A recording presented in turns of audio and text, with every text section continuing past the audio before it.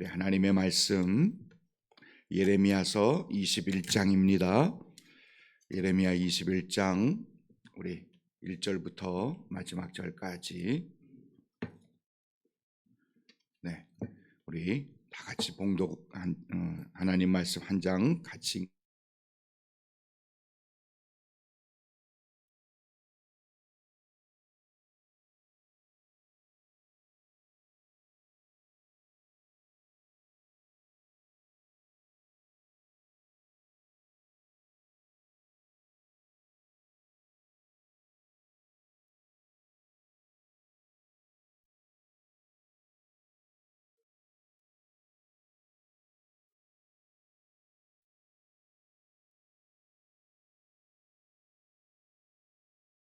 어깨 간구하고 그래서 그의 모든 기적으로 우리를 도와 행하시면 그가 우리를 떠나리라 하니 예레미야가 그들에게 대답하되 너희는 시드기야에게 이같이 말하라.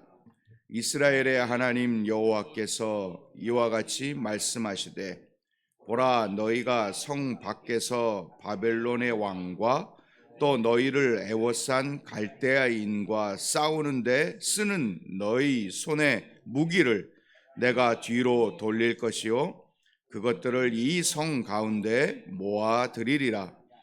내가 든 손과 강한 팔 곧 진노와 분노와 대노로 친히 너희를 칠 것이며 내가 또 사람이나 짐승이나 이 성에 있는 것을 다 치리니 그들이 큰 전염병에 죽으리라 하셨다 하라. 여호와의 말씀이니라. 그 후에 내가 유다의 왕 시드기야와 그의 신하들과 백성과 및 이 성읍에서 전염병과 칼과 기근에서 남은 자를 바벨론의 느부갓네살 왕의 손과 그의 원수의 손과 그들의 생명을 찾는 자들의 손에 넘기리니 그가 칼날로 그들을 치되 측은히 여기지 아니하며 긍휼히 여기지 아니하며 불쌍히 여기지 아니하리라 하셨느니라. 여호와께서 말씀하시기를 보라 내가 너희 앞에 생명길과 사망의 길을 두었노라. 너는 이 백성에게 전하라 하셨느니라. 이 성읍에 사는 자는 칼과 기근과 전염병에 죽으려니와 너희를 애워싼 갈대아인에게 나가서 항복하는 자는 살 것이나 그의 목숨은 전리품같이 되리라. 여호와의 말씀이니라. 내가 나의 얼굴을 이 성읍으로 향함은 복을 내리기 위함이 아니요 화를 내리기 위함이라. 이 성읍이 바벨론 왕의 손에 넘김이 될 것이요 그는 그것을 불사르리라. 유다 왕의 집에 대한 여호와의 말을 들으라. 여호와께서 이와 같이 말씀하시니라. 다윗의 집이여 너는 아침마다 정의롭게 판결하여 탈취당한 자를 압박자의 손에서 건져라. 그리하지 아니하면 너희의 악행 때문에 내 분노가 불같이 일어나서 사르리니 능히 끌 자가 없으리라. 여호와의 말씀이니라. 골짜기와 평원 바위의 주민아 보라 너희가 말하기를 누가 내려와서 우리를 치리요 누가 우리의 거처에 들어오리요 하거니와 나는 내 대적이라. 내가 너희 행위대로 너희를 멸할 것이요 내가 또 수풀에 불을 놓아 그 모든 주위를 사르리라. 여호와의 말씀이니라. 아멘.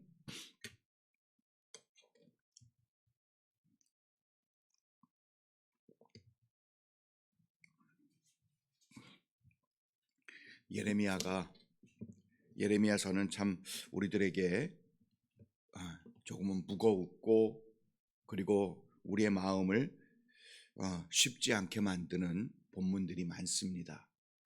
그 이유는 남유다 이제 겨우 살아남은 북이스라엘은 망하고 겨우 버티고 있는 남유다가 이제 망하는 그리고 하나님의 심판에 놓여 있음을 선포해야 했던 그 메시지로 꽉 차 있었기 때문에 예레미야를 읽는 것이 우리에게는 참 쉽지가 않고, 그리고 우리에게 예레미야가 주는 메시지는 굉장히 무겁습니다. 그러나 우리는 이 예레미야의 말씀도 하나님의 말씀인 줄로 믿습니다. 하나님 말씀이기에 우리는 좋은 말씀도 있고 그렇지 않은 말씀도 있는데, 우리는 모든 것이 하나님의 말씀임을 분명하게 믿고 받아야 합니다. 우리가 항상 우리 어르신들이나 아니면 뭐 조금은 건강을 굉장히 중요하게 생각하시는 분들은 인스턴트나 아니면 몸에 뭐 유해 성분이라든지 그런 부분들은 될 수 있으면 피하고 안 먹고, 그리고 그것에 대해서 굉장히 조금은 조심하려고 하는 경향성을 갖는 것이 우리 그래도 건강하게 살고 싶어하는 많은 분들의 모습이 아닐까, 그런 생각이 듭니다. 인스턴트만 좋아하다가 결국은 몸이 망가지는 그런 일들을 우리는 숱하게 많이 봤고, 그리고 그런 통계 자료는 뭐 지금도 어마어마하게 많습니다. 인스턴트, 그것을 외국 사람들은 정크푸드라고 합니다. 정크푸드라는 건 뭐냐면 쓰레기 음식이라는 거죠. 아무 유익이 없는 거죠. 달콤하기만 하고. 그래서 인스턴트식의 음식은 먹지 않을 수 있도록 뭐 굉장히 권장도 하고, 그리고 우리도 굉장히 경계심을 갖고 있는 것이 사실인데, 하나님의 말씀을 인스턴트식으로 먹고 싶어 하는 분들이 많아요.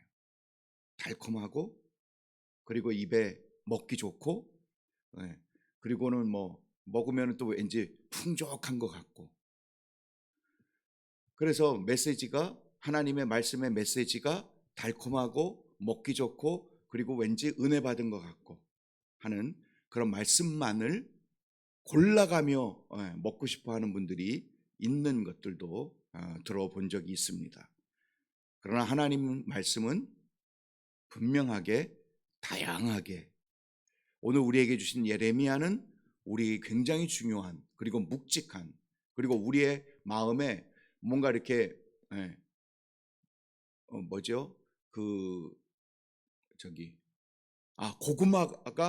고구마 먹듯이 뭐가 이렇게 묵직한, 고구마를 모기에 걸린 것처럼 묵직한, 뭔가 이렇게 시원하지 않은 그런 느낌을 들게 만드는 말씀이긴 하지만, 우리에게 있어서는 굉장히 중요한 말씀들을 우리가 담아야 하는 그 내용들을 갖고 있다. 그건 뭐냐 하면 하나님은 심판자이시라는 거죠.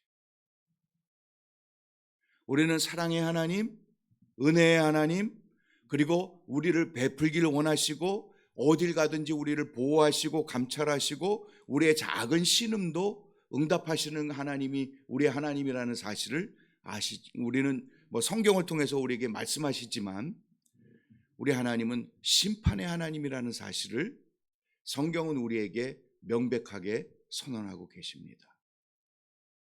우리 하나님은 끝까지 기다리세요. 돌아와. 우리가 찬양했던 것처럼 돌아와 끊임없이 하나님이 선지자를 보내시고 하나님 메시지를 선포하고, 그럼에도 불구하고 결국은 돌아오지 않고 결국은 목이 곧고 완악한 백성들을 향해 하나님의 심판은 아주 매섭다. 매서울 정도가 아니고 조그마한 여유도 없음을 성경은 우리에게 선언해주고 계십니다. 오늘 본문도 마찬가지입니다. 바벨론의 느부갓네살 왕이 쳐들어옵니다. 남유다를 3번 쳐들어왔습니다. 마지막 3번 쳐들어왔을 때에는 남유다는 망했습니다. 초토화되고 포로는 다 끌려갔습니다. 그런데 1차, 2차일 때는 그들에게 조공을 요구하고, 그리고는 자기네 통치자 거기에 이렇게 감독 같은 사람을 세워놓고 똑똑한 포로들, 귀족들을 볼모로 끌고 갔습니다. 그걸 1차, 2차 하다가 마지막 3차 때 남유다는 망하고 말았거든요. 1차 때는 누가 끌려갔느냐? 다니엘입니다. 다니엘이 1차 때 포로로 끌려간 거죠. 그렇게 포로로 끌려갔으면 왜 포로로 끌려갔는지, 왜 우리가 이렇게 졌는지, 왜 우리가 이렇게 실패했는지 의논하고, 그리고 이거는 하나님이 주시는 메시지 우리가 제대로 듣지 못했고, 그리고 예레미야가 그토록 얘기했던 그 말씀이 이루어지는구나라고 깨달아야 되는데 깨닫기는커녕 여전히도 그들의 악행은 계속되었고, 오늘 본문을 보니까 2명을 시드기야 왕이 보냅니다. 예레미야에게. 그리고 우리를 위하여 대신 기도해라. 아마 예레미야의 메시지가 이제 하나씩 성취되는 것에 대해서 예레미야가 누구인지를 알게 된 그런 느낌을 받지만, 그런데 23장 이렇게 넘어가면 여전히 예레미야를 아주 나쁘게 취급하거든요. 그걸 보면 잠깐 예레미야가 하나님의 선지자구나, 우리를 위해서 기도해야 할 선지자구나라는 것을 잠깐 인식했을 뿐이지, 진짜 그가 하나님의 선지자이고 하나님의 메신저로 하나님의 말씀을 선포하고 있는 참 선지자라는 사실을 제대로 인식을 못하고 있었던 상태였을 것이다, 이렇게 생각해 볼 수 있습니다. 그럼 5절을 보세요. 내가 든 손과 강한 팔 곧 진노와 분노와 대노로 친히 너희를 칠 것이다. 하나님의 말씀입니다. 여러분 보세요. 진노, 분노, 대노 같은 말인데 그 강도가 다르죠. 하나님의 진노가 극에 달하셨다라는 표현인 것이죠. 우리가 예레미야, 우리 새벽기도 계속 나오신 여러분들은 예레미야를 지금까지 계속 봐 오셨겠지만, 하나님께서 예레미야를 통해서 수도 없는 얘기를 하고 계시잖아요. 수도 없이 돌아와라. 그리고 토기장이의 이야기를 통해서 하나님은 그 토기를 어떻게 하신다고요? 깨뜨리시기 전에 다시 만드시겠다고 얘기하세요. 이 토기장이가 토기를 만드는데 이 토기가 터졌어. 그러면 그냥 버려도 되거든요. 토기장이들은 대체적으로 그렇게 합니다. 뭐 금이 가거나 흠이 있으면 그냥 깨버립니다. 그런데 하나님은 다시 그것을, 깨진 것을 다시 만드시겠다라고 얘기하시는 거죠. 그러니까 유다 민족을 하나님이 다시 기회를 주시겠다는 거예요. 그런데 여전히도 토기장이와 토기의 역할을, 토기장이신 하나님께 토기인 유다 백성들이 그 하나님을 알아보지 못한 채 여전히도 지들 마음대로 자신의 죄악대로 그렇게 행하다가 하나님이 이제는 안 되겠다, 다시 만드는 거 이제 포기하시고 깨뜨려 버리시는 거예요. 그게 성경이 예레미야가 우리에게 주시는 말씀인데, 하나님의 기회, 하나님이 주신 수많은 설득을 이제는 더 이상 끝내시고 하나님의 진노로, 그리고 극에 달한 진노가 남유다에게 떨어질 것임을 선언하고 계시는 겁니다. 전염병 그들이 다 사라질 것이고, 너희들 앞에 사망의 길과 생명의 길이 있는데 그 생명의 길은 하나님이 주시는 생명이 아니고 살아날 길인 거예요. 일단은 바벨론이 쳐들어와서 너희들을 다 죽일 것이고, 남녀 그리고 건장한 남자들은 다 죽일 거예요. 왜? 다시 혹시라도 불씨가 될 수 있으니까. 그러나 유약하고 똑똑하지만 자신들에게 뭔가 잘 이렇게 자신들에게 호의적일 것인 사람들은 다 포로로 끌고 가는 것이지요. 그러니까 항복하면 너 끌고 가는데 너희들의 생명은 뭐라고 표현하고 있냐면, 성경 말씀은 항복하여 저는 살 것이나 그의 목숨은 전리품 같이 될 것이다. 전리품. 그냥 장식품인 거예요. 그렇게 될 것임을 하나님이 선언하고 계시는 것을 봅니다. 왜 이들이 이 모양이 되었을까? 왜 이렇게 되었을까? 예레미야 곳곳에 그런 이야기들도 있지만 12절과 14절에 그 힌트가 보여집니다. 12절을 보면 여호와께서 이와 같이 말씀하시니라. 다윗의 집이여, 너는 아침마다 정의롭게 판결하여 탈취당한 자를 압박자의 손에서 건져라. 그리고 14절을 보면 내가 너희 행위대로 너희를 벌할 것이라. 그들의 삶이 엉망이었던 것입니다. 하나님의 말씀이 이루어지지 않은 것이죠. 정의, 공의 이런 것들은요, 하나님의 말씀을 지키고 하나님의 말씀대로 살면 드러나게 되고 나타나게 되어지는 공동체 안에서의 분위기입니다. 하나님 말씀대로 살잖아요. 그러면 그 공동체 안에 정의와 공의와 공평과 사랑이 드러나게끔 만들 수 있도록 하나님이 주신 것이 말씀이에요. 할렐루야. 말씀입니다. 그게 제가 수십 년 넘게 공부해 왔고 말씀을 묵상하고 말씀대로 살아본, 그리고 하나님의 말씀을 연구해 본, 그리고 많은 학자들의 이야기를 알아본 그 결론입니다. 하나님이 613개의 율법을 모세에게 시내산에서 주셨거든요. 그 613개의 하나님의 율법이 하나님의 백성들을 옥죄이고 그리고 꼼짝달싹하지 못하고, 야, 오늘은 10계명 중에 2개 못 지켰어, 아우 난 죄인이야. 하나님께서 그렇게 우리를 죄책감에 빠지고, 그리고 우리의 법에 꽉 옥조여서 숨도 못 쉬게 만들려고 하시는 하나님의 의도가 아니고요, 그거를 우리의 삶에 적용하며 어떻게든지 몸부림치면서 지키려고 할 때에 드러나는 게 뭐냐 하면 그 안에 정의와 공의와 공평과 사랑이 흐르는 거예요. 그걸 지키다 보면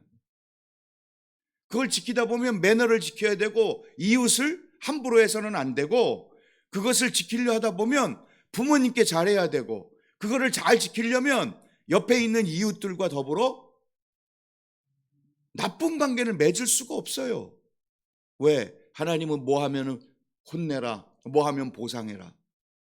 어떤 녀석이 있으면 밖에 내보내, 진 밖에 내보내라. 하나님께서 명령하신 내용들이 있거든요.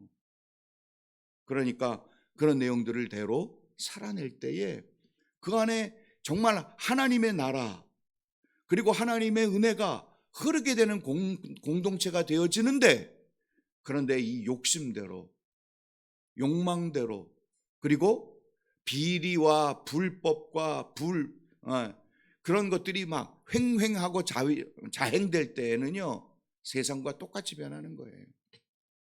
불법, 불공평, 사랑은 온데간데 없고, 그리고 가진 자가, 그리고 기득권자가 무엇이든지 해내고, 그리고 그들은 손도 까딱하지 못하게 만드는, 특별히 왕, 여기서 보면 왕들에 대한 이야기를 하고 있고요.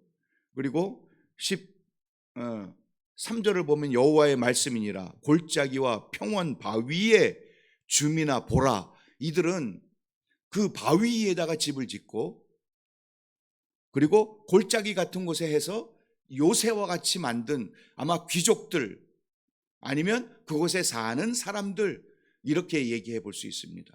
그들은 자기네들이 요새가 있고 바위 위에다가 지었으니 함부로 우리를 건드리지 못할 것이라고 얘기하고, 그리고는 우리는 그래도 안심해 하고 있는 그들아 들어라. 너희들도 하나님의 진노 때문에 망할 것이라고 선언하고 계시는 거예요. 사랑하는 여러분, 하나님의 말씀대로 살아내는 것이 나뿐만 아니라 우리의 가족, 그리고 우리의 교회 공동체, 이 나라 안에서 하나님의 능력과 은혜와 하나님의 공평과 하나님의 자비가 흘러갈 수 있는 위대한 길을 만드는 시작입니다. 시작. 내가 먼저 시작하는 것이. 할렐루야. 그게 중요합니다. 오늘 예레미야에게 기도 좀 해달라고 왔죠. 그럼 교회 안에 그런 분들 많아요. 목사님에게 찾아와, 목사님 어떤 어려움이 있는데 기도해 주세요. 알겠습니다. 기도하겠습니다.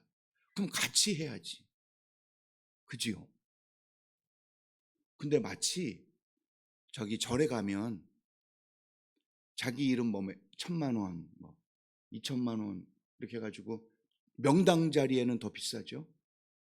자기 이름하고 소원 이렇게 적고 거기다 이렇게 걸어놓고 스님 잘 부탁드립니다 하고는 자기 가가지고 아무것도 안 하고 그냥 알아서 해주실 테니까 하는 것과 마찬가지인 것처럼, 제가 청년들하고 같이 있을 때에는 청년들 중에 그렇게 시집가고 싶어하는 애가 있었어요.